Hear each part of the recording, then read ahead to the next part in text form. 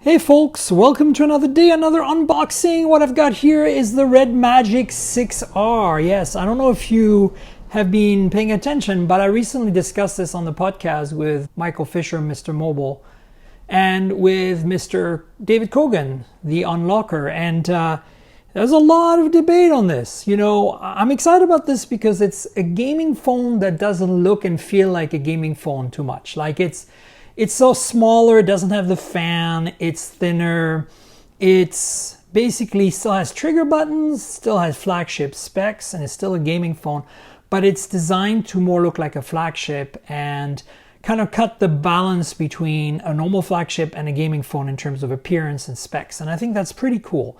So 144 Hz display, all that kind of stuff. This is what the box looks like. There's some IMEIs on top here, and so in the back, nothing too much. All right, let's open this up, shall we? Dun, dun, dun, dun, dun, dun, dun, dun. Nothing inside. First up, we got a divider. What's in here? SIM removal tool. And a case. That's cool. We get a little warranty card, I guess. There's no manual. Maybe this is because it's a pre-release device. You get GPU case, nothing too crazy. Probably to get you started, that's not a bad thing. Yeah, probably won't get yellow over time because it's probably a relatively decent quality. So that's nice to have. And now let's look at the phone, shall we? Here we go. We got another divider. And here's the charging cable and the charger and a headphone adapter. So clearly this has no headphone jack. So Type-C to 3.5mm headphone adapter.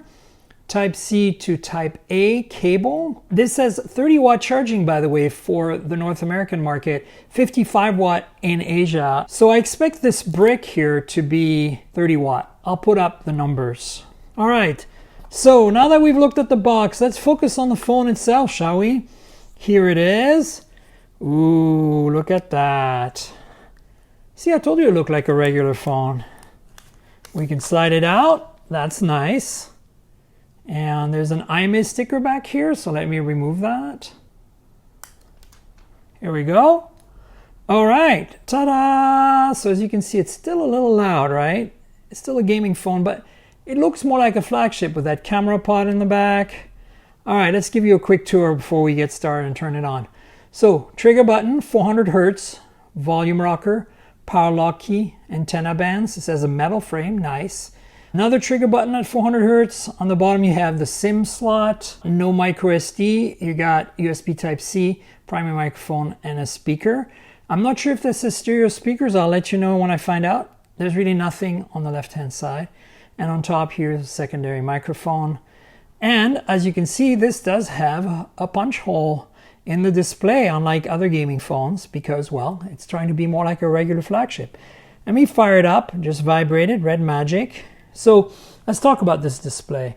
This is a 6.67 inch 1080p AMOLED display with 144 Hertz refresh rate. Yep, that's right. 144 Hertz refresh, 1080p AMOLED, 6.67.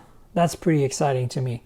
It makes the phone a little smaller compared to their normal gaming phones that Red Magic makes, which I think is pretty awesome.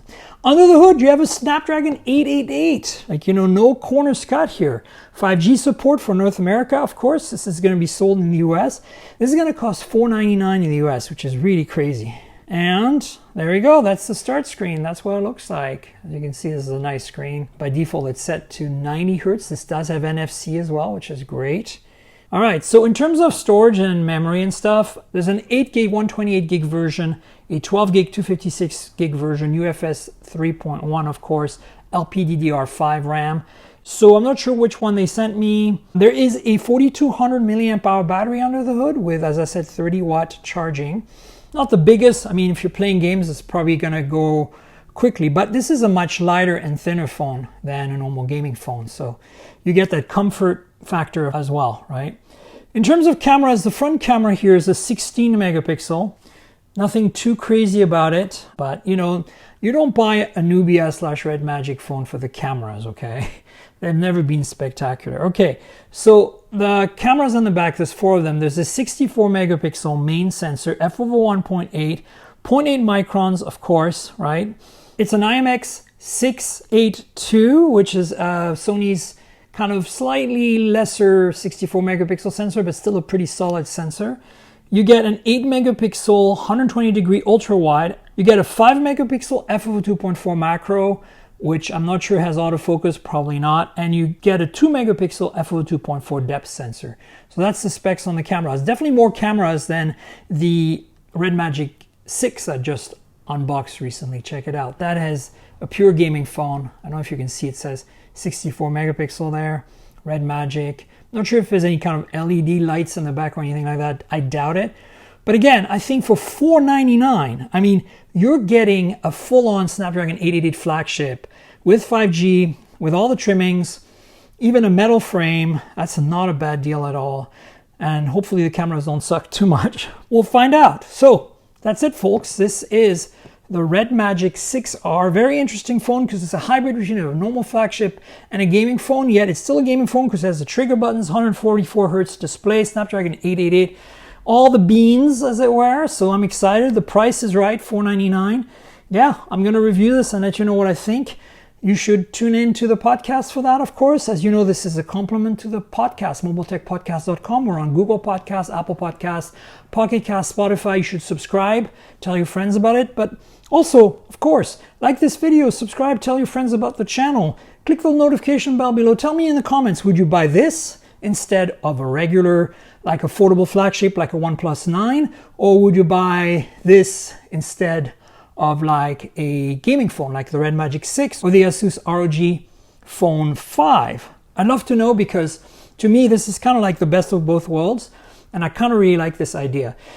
So yeah, tell me in the comments and stay tuned for more videos. I'll have more content soon. That's it, folks. Cheers, everybody.